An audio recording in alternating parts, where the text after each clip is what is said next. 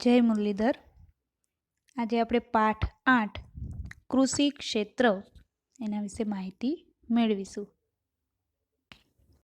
પાઠની શરૂઆત કરીએ પ્રસ્તાવનાથી. તો કૃષિ ક્ષેત્ર એ દુનિયાના તમામ અર્થતંત્રોમાં ખૂબ જ અગત્યનું ગણવામાં આવતું ક્ષેત્ર છે. મુખ્યત્વે રોજગારી માટેનું પ્રાથમિક ક્ષેત્ર એટલે કૃષિ ક્ષેત્ર. આ ક્ષેત્ર દ્વારા દેશની વસ્તીને અનાજ, શાકભાજી, ફળફળાદી, ફૂલો જ નહીં પણ ઉદ્યોગો માટેનો કાચો માલ પણ કૃષિ ક્ષેત્ર પૂરું પાડે છે. દુનિયાના દરેક ક્ષેત્રમાં કૃષિ ક્ષેત્રની ક્ષમતા જુદી જુદી હોય છે. જુદા જુદા પ્રમાણમાં ઉત્પાદન, રોજગારી અને આવકનું સર્જન કરી આપતું જોવા મળે છે. શરૂઆત કરીએ અર્થતંત્રની કરોડરજ્જુ અથવા તો કૃષિના મહત્વથી. ભારતમાં કૃષિ ક્ષેત્ર એ પુરાતન સમયથી ચાલતું આવ્યું છે. ઘણું જ મહત્વનું રહ્યું છે. ભારત કૃષિ ઉત્પાદન, રોજગારી, નિકાસ, કમાણી જેવી બાબતોમાં કૃષિ ક્ષેત્ર પર ખૂબ જ નભતું હોવાથી ભારતને ખેતી પ્રધાન દેશ તરીકે ઓળખવામાં આવે છે. જેના 70% ભારતની 70% વસ્તી ખેતી ક્ષેત્ર સાથે જોડાયેલી છે. ભારતમાં કૃષિ ક્ષેત્ર દેશની જીવાદોરી સમાન છે. તેથી તેને અર્થતંત્રની કરોડરજ્જુ સમાન દરજ્જો આપવામાં આવ્યો છે કે સંપૂર્ણ આધાર ખેતી ઉપર જ રહેલો છે. એટલે કે અર્થતંત્રના દરેક ક્ષેત્રો કૃષિ ઉપર અવલંબે છે.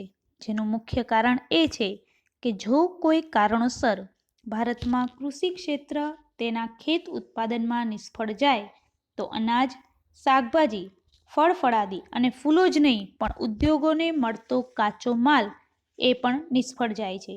એટલે કે કાચા માલ તરીકે જે રોકડિયો પાક મેળવે છે એ નિષ્ફળ જાય તો એવા સંજોગોમાં દેશના લોકો ખેતીજન્ય ચીજવસ્તુઓ પૂરતા પ્રમાણમાં મેળવી શકતા નથી અને તે ખૂબ ઊંચા ભાવોએ પ્રાપ્ત થાય છે. જેથી લોકોનું જીવન ખૂબ જ પ્રભાવિત થાય છે. એ સિવાય વસ્તીનો જે મોટો ભાગ છે, 2011ની જે વસ્તી ગણતરી થઈ એ મુજબ જોઈએ તો 68.8% વસ્તી ગ્રામ્ય વિસ્તારોમાં વસવાટ કરે છે. એના ઉપરથી એવું કહી શકાય કે જો ખેત ઉત્પાદન નિષ્ફળ જાય તો દેશની મોટા ભાગની વસ્તીની આવકને માઠી અસર થાય.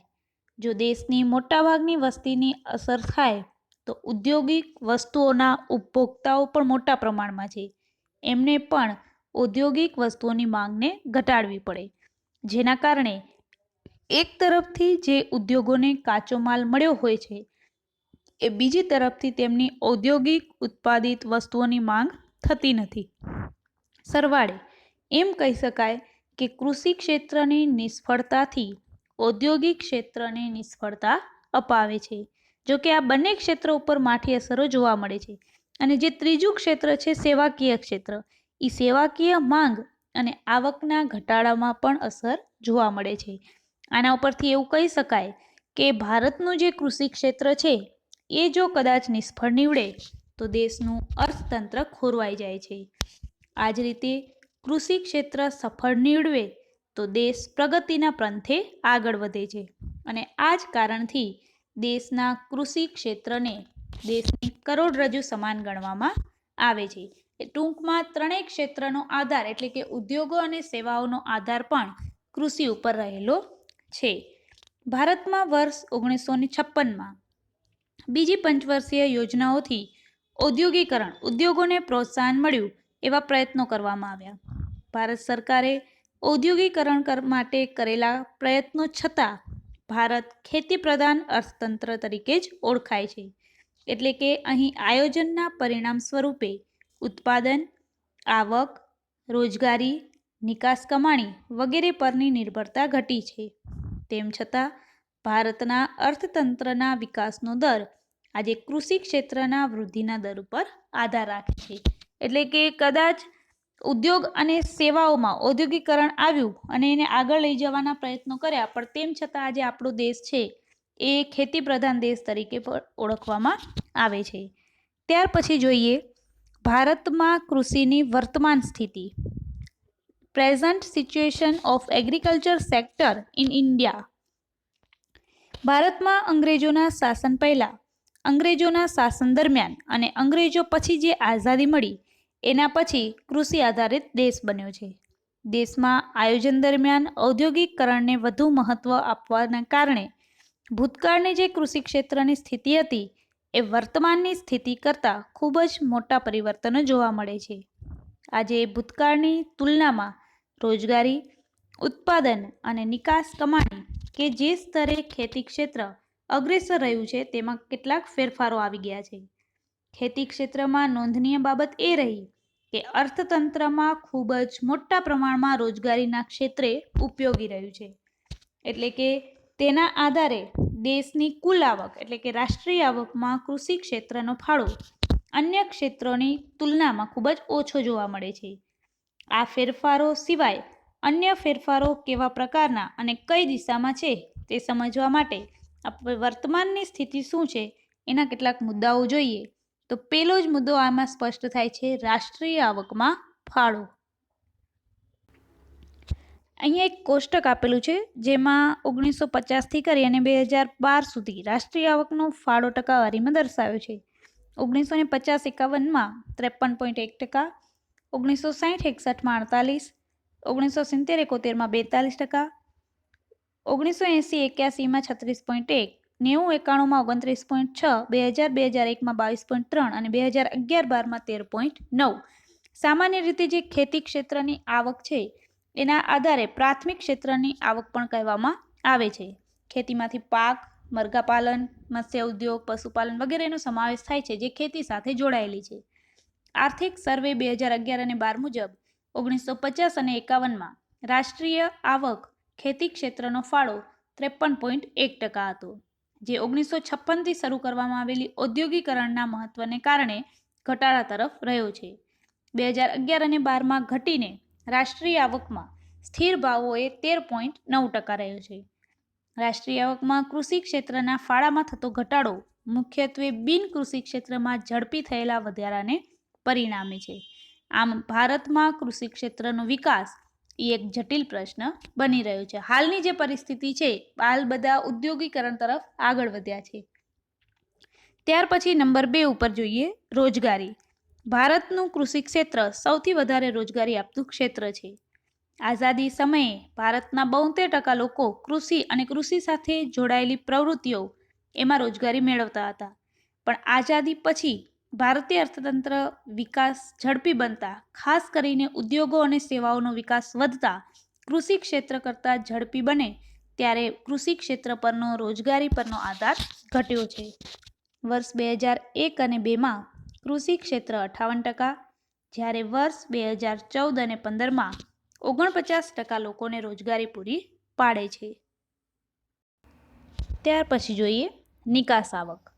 ભારતનું કૃષિ ક્ષેત્ર એ વિભિન્ન જરૂરી ચીજવસ્તુઓ કે જે દેશમાં ઉત્પાદિત થતી નથી અથવા તો ઓછી ઉત્પાદિત થાય છે એવી વસ્તુઓની આયાત કરવા માટે વિદેશી હુંડિયામણ મેળવી આપવા માટે જરૂરી નિકાસો દ્વારા દેશમાં પોતાનો ફાળો આપતું રહ્યું છે.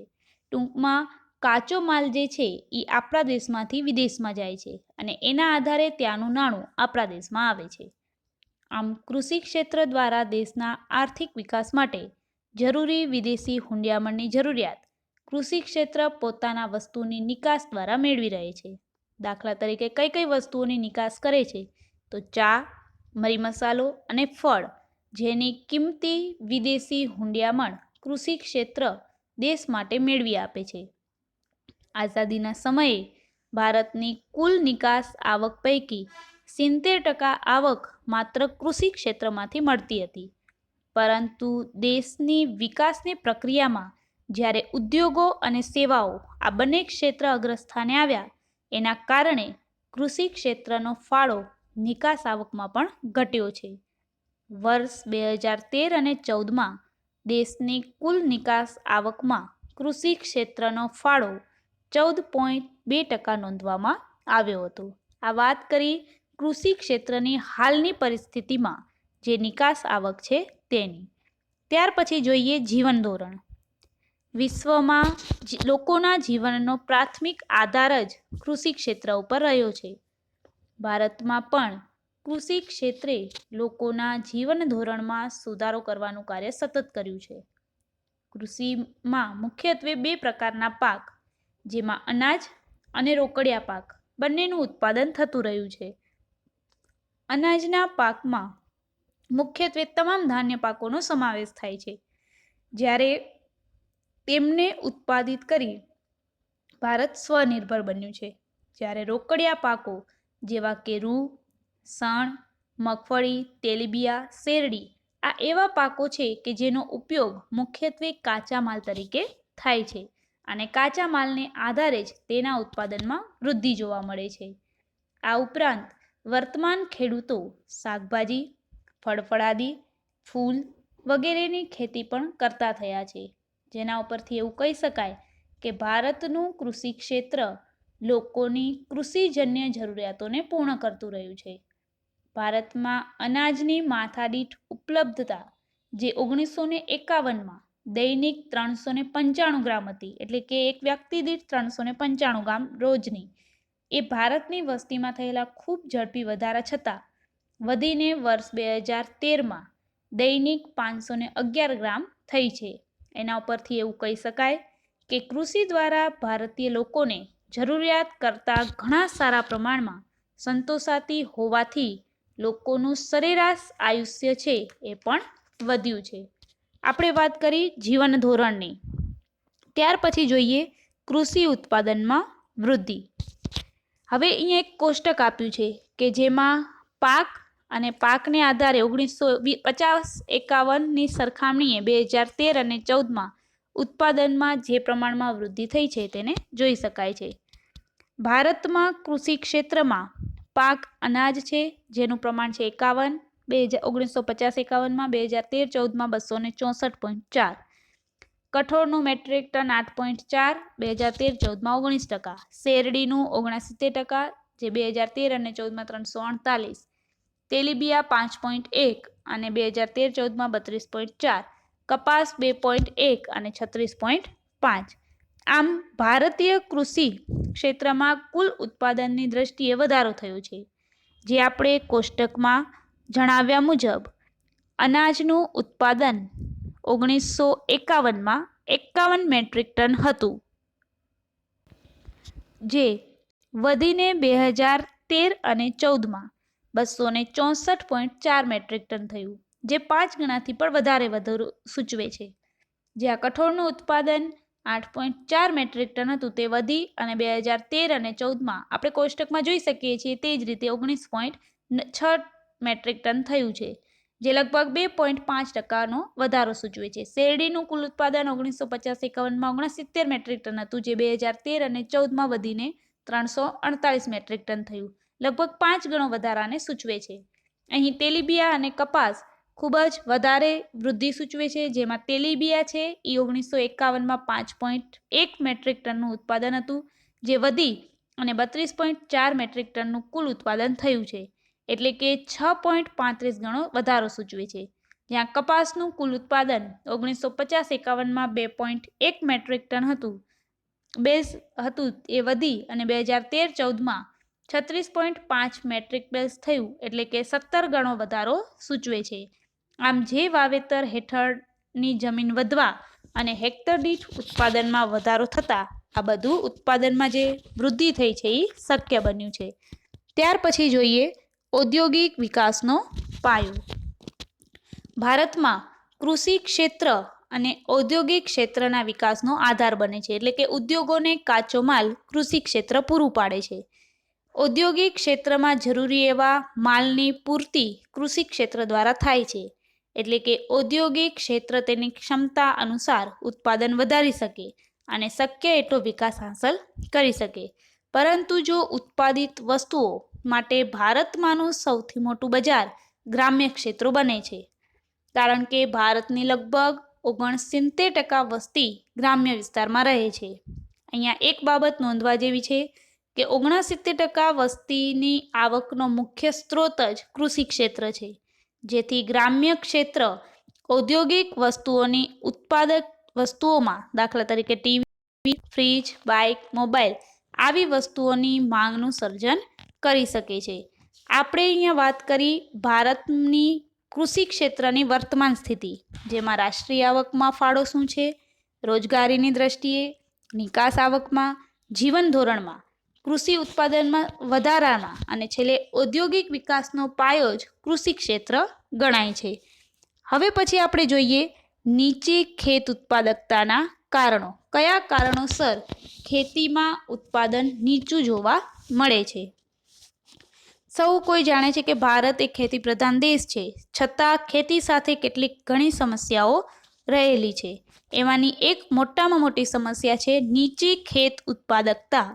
કારણ કે વાસ્તવમાં પ્રતિ હેક્ટર થતા ઉત્પાદન અથવા તો હેક્ટર દીઠ થતી આવકના સંદર્ભમાં માનવામાં આવે છે, જે વિશ્વના સ્તરો કરતાં ખૂબ જ નીચી જોવા મળે છે. એના પાછળ કેટલાક કારણો જવાબદાર છે. એમાં મુખ્ય 3 પરિબળો અસર કરે છે: સંસ્થાકીય પરિબળો, ટેકનોલોજીકલ પરિબળો અને અન્ય પરિબળો.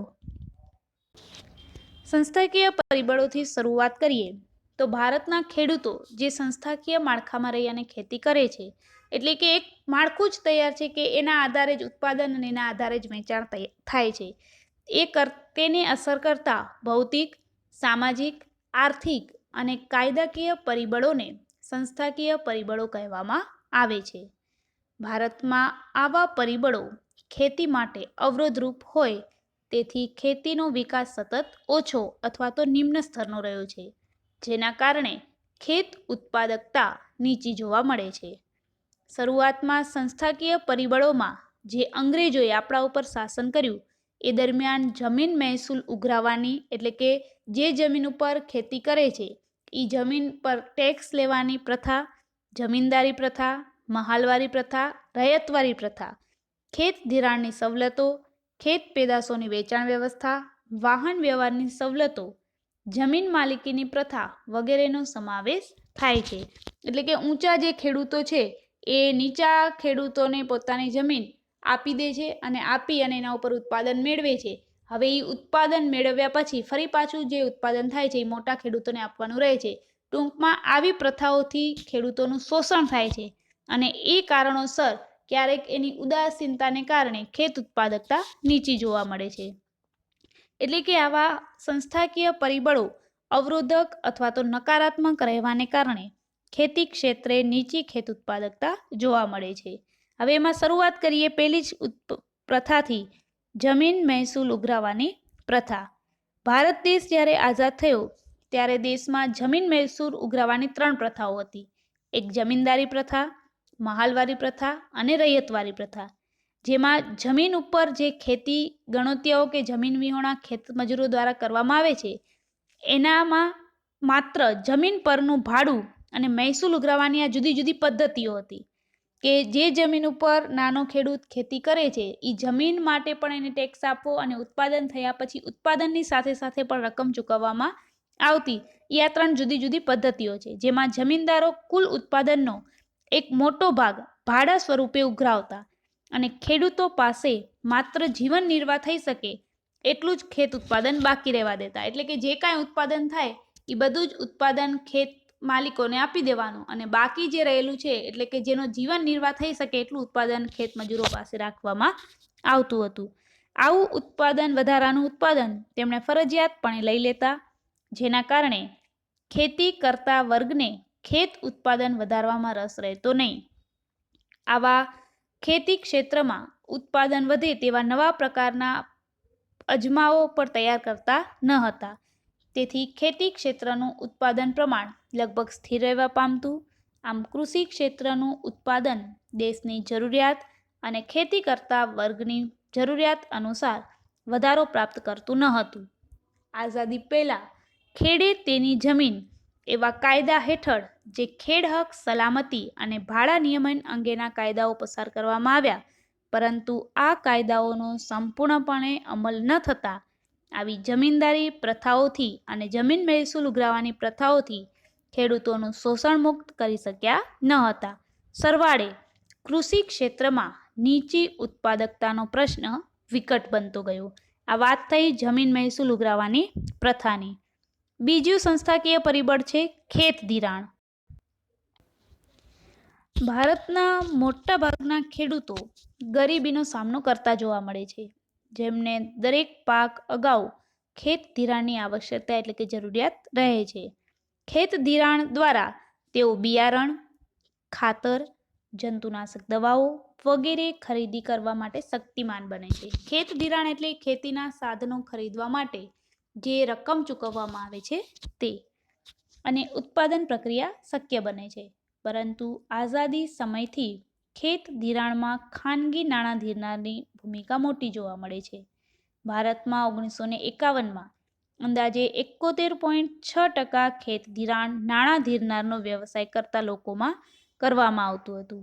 આ ધિરાણ તેઓ ખૂબ જ ઊંચા વ્યાજ દરે ખેડૂતોને પૂરું પાડતા હતા. આવક આપે પણ એના બદલામાં અમુક ટકા વ્યાજ કરી અને આવક આપતા હતા. આ સિવાય હિસાબમાં ગડબડ કરીને ગરીબ ખેડૂતોને પણ છેતરતા હતા. આઝાદી પછી સરકારે રાષ્ટ્રીય સ્તરે બેન્કોનું વિસ્તરણ કર્યું અને નાણાં ધીરનારનો વ્યવસાય કરતા લોકોનું મહત્વ ઘટતું ગયું. સરકારે 1975થી પ્રાદેશિક ગ્રામીણ બેન્કોનું અને 1982થી નાબાર્ડ એટલે કે national bank for agriculture and rural development એની રચના કરી, જે સંસ્થાકીય ખેત ધિરાણનો વ્યાપ વધાર્યો. અને આવા પ્રયાસોથી વર્તમાન સમયમાં જે નાણાં ધીરનારનો વ્યવસાય કરે છે એવા લોકો દ્વારા માત્ર 27% જ ખેત ધિરાણ પૂરું પાડવામાં આવે છે, જ્યારે બાકીનું મોટાભાગનું ખેત ધિરાણ વિભિન્ન સંસ્થાઓ દ્વારા પૂરું પાડવામાં આવે છે. આ બાબતો પરથી એવું સ્પષ્ટ થાય છે કે ખેડૂતોનો સંસ્થાકીય ખેત ધિરાણના માધ્યમો સિવાયના ખેત ધિરાણમાં ધિરાણ મેળવવા પાછળનો ખર્ચ ઊંચો રહેતો હોવાથી કૃષિ ક્ષેત્રમાં રહેતા ખેડૂતોની આવક નહિવત હોવાથી ખેડૂતોને વધારે ઉત્પાદકતા મેળવવા માટે ખેતીજન્ય કામ કરવાનું આકર્ષણ રહેતું નથી. એટલે કે નફો કાંઈ રહેતો નથી, આવક કાંઈ હોતી નથી અને ખર્ચનું પ્રમાણ વધતું જાય છે, જેના કારણે કૃષિ ક્ષેત્રમાં સતત નીચી ઉત્પાદકતા જોવા મળે છે. આ વાત કરી ખેત ધિરાણની. હવે જોઈએ કૃષિ પેદાશોની વેચાણ વ્યવસ્થા કેવી રીતે છે. તો કે ભારતમાં નબળા પાયાના માળખું, જેના કારણે અંતરિયાળ ગ્રામ્ય વિસ્તારોમાં ખેત બજારોને જોડતા યોગ્ય રસ્તાઓ, વાહન વ્યવહારની સગવડ યોગ્ય નથી, જેના કારણે ખેત બજારોમાં ખેત ઉત્પાદન પછી તરત જ બજાર ભાવ અને મોસમના અંતે મળતા ભાવ વચ્ચે મોટો તફાવત જોવા મળે છે. મોટાભાગે જે ખેત પેદાશોના ઊંચા ભાવનો લાભ ખેડૂતોને મળવો જોઈએ એના બદલે વેપારીઓને અને સંગ્રહખોરોને મળે છે, જ્યાં દેવામાં ડૂબેલા ખેડૂતોને દેવાની ચૂકવણી કરવા માટે પોતાના ખેત પેદાશોને ઘણીવાર ઉત્પાદન પહેલાં જ સ્થાનિક સાહુકારોને અથવા તો જે દલાલો છે એને વેચી દેવા પડે છે. ખેડૂતો ઓછા માહિતગાર હોવાથી બજાર અંગેની જાણકારી, બજાર ભાવ વગેરે અંગેની જાણકારી અને બજારની જે વેચાણ પદ્ધતિ છે એની જાણકારી ન હોવાને કારણે ખેત ઉત્પાદનનું સારું એવું વળતર મેળવી શકતા નથી, જેના કારણે તેઓ નિરાશાવાદી બને છે. અને આ પણ કારણ બતાવે છે કે કૃષિ ઉત્પાદકતા નીચી રહે છે. અને ત્યાર પછીનું પરિબળ છે ગ્રામીણ સમાજ વ્યવસ્થા, કે ભારતના ખેડૂતો મોટાભાગે પ્રારબ્ધવાદી છે અને માહિતી અપૂરતી છે, જેના કારણે ગ્રામ્ય સમાજ જૂનવાણી પરંપરાઓ અને વ્યવસ્થાઓથી બંધાયેલા છે. પ્રારબ્ધવાદી હોવાથી ઈશ્વરે જે સમસ્યાઓ આપી છે એવો તેમજ અભાવપણાનો સ્વીકાર કરી લે છે. તેઓ પોતાના જીવન નિર્વાહ પૂરતી જ ખેતી કરી અને સંતોષિત રહે છે. આર્થિક વિકાસ કરવા, ખેતીનો વિકાસ કરવા કે આવકમાં વૃદ્ધિ કરવા જેવી પ્રેરણાઓ એમને હોતી નથી. અને આના કારણે જ ગ્રામ્ય અર્થવ્યવસ્થાનું જે કેન્દ્ર છે એવું કૃષિ ક્ષેત્ર નીચી ઉત્પાદકતા ધરાવે છે. આપણે મુખ્ય 4 સંસ્થાકીય પરિબળો જોયા, જેમાં પહેલું પરિબળ હતું જમીન મહેસૂલ ઉઘરાવવાની પ્રથા, જે અંગ્રેજોના શાસનકાળ દરમિયાનથી ચાલતી આવતી, ખેત ધિરાણની પ્રથા, કૃષિ પેદાશોની વેચાણ વ્યવસ્થા અને ગ્રામીણ સમાજ વ્યવસ્થા. હવે પછીની માહિતી નેક્સ્ટ વિડીયોમાં મેળવીશું.